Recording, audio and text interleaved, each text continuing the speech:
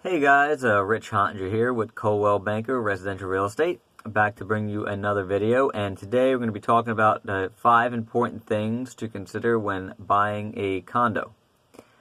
So tip number 1, you're always going to want to consider if there is a condo or HOA fee. I haven't seen too many where there is not an HOA fee. And this is important because this is going to factor into your monthly nut on this place, basically. So if you're doing financing, you're going to want to factor in how much this fee is going to cost, because you're going to have a mortgage payment and this fee. I mean, things can add up very, very quickly. And you're going to want to know what's covered in the HOA. Is there amenities that are covered there? Does it cover basic water?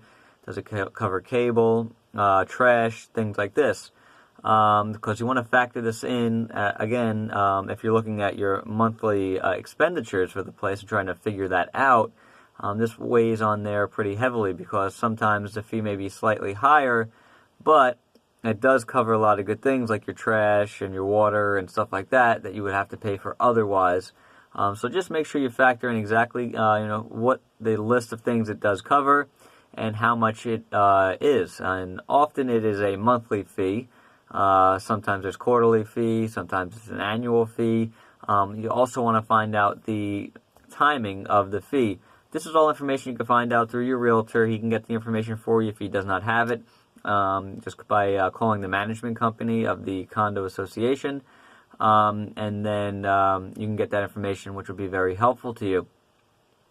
The other thing you want to find out about HOAs now is if there is a reserve that they have, meaning do they have money stockpiled away in case something really, really bad happens, a storm comes. Like I work in a market where we are right on the ocean, and sometimes the storms come and create damage, leaks, and things like that. So you want to see if they have reserves. If they have reserves, that's better. If they don't have reserves, what happens is, and we're going to talk about this in point number 3, they could come back and ask the people living in the condos to pay for the repairs. So we'll talk about that in just a minute. Number 2, what amenities are included in the HOA fee, which I did touch on, but is there pools? Is there recreation centers? Is there clubhouses? Is there beach access? Is there access to an intracoastal waterway? Is there a cafe on ground? Whatever it is, what are the amenities that you are getting?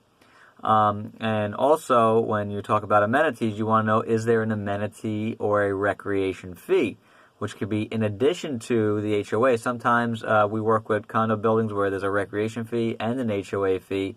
So again, factoring into your monthly cost expenditure, this may be important.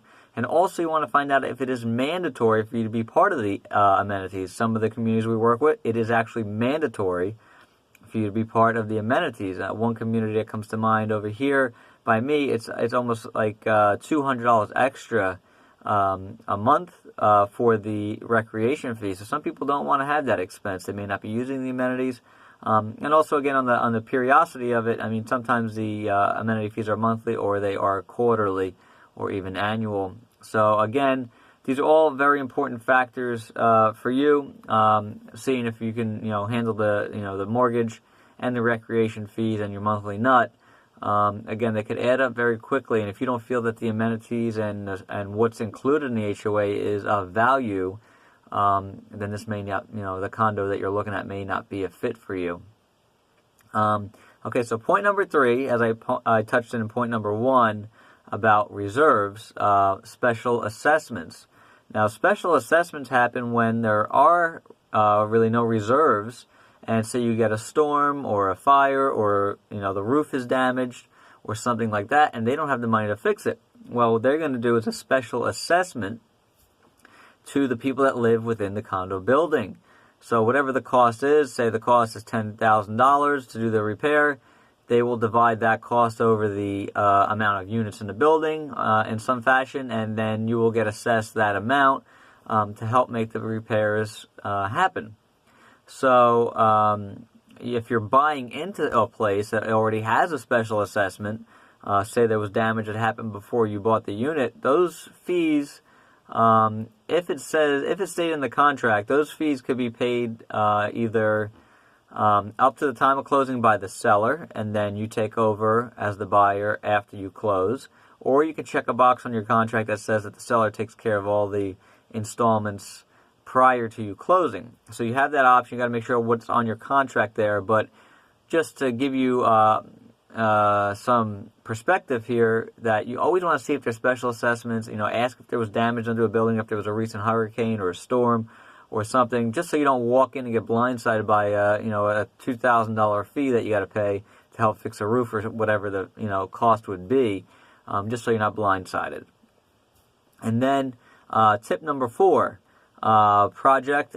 We did talk about repairs just now and lawsuits. So are there any projects on the horizon that they're looking to do to make the place better? Say adding a new beach walkover, or a new dock by the fishing pier, or new tennis courts that you may be assessed for.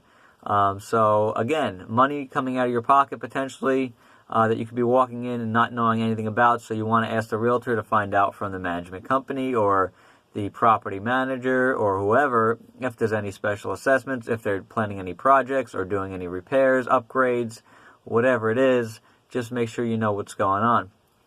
And lawsuits is another good one. We work with a few companies where there was lawsuits going on with some of the contractors that did some work. There was lawsuits with the actual developer where this was an actually intracoastal community, and people wanted to have docks, but the slim little piece of property that ran along the river there was still owned by the developer, and the developer left town already, but they had got into litigation with the homeowners association because they wanted that property back. So essentially, these people that are buying on the river think they're getting waterfront property where they can have a boat, and these people could not even put docks in. Because the community did not own the properties there. So you want to make sure you're not getting into a situation like that where you're thinking you're going to have access to water, and then there's a strip of land owned by a developer and it's in litigation and you may not be able to do what you want to do. So that's a very important point there. And then the covenants and restrictions. Covenants and restrictions are always very interesting because some of the little minute details can actually deter you from buying this condo or not. In my experiences in recent times, I had people that fell in love with a condo I had listed. I had several buyers not be able to buy the condo because of the covenant restrictions, and that was as it pertains to pets. The limit was that you could have 2 pets, but they could not be more than 15 pounds.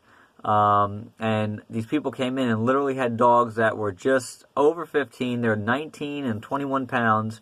And the HOA would not approve the pets to live in the property. So it could be as finite as that. Pets are not the only thing. Certain other things. You can't have a barbecue on your balcony, or you can't have excuse me, my light went out. You can have a barbecue. You can't have a barbecue. There's just certain little things like that. So you definitely want to get a copy of the covenants and restrictions. You can get these in electronic form these days.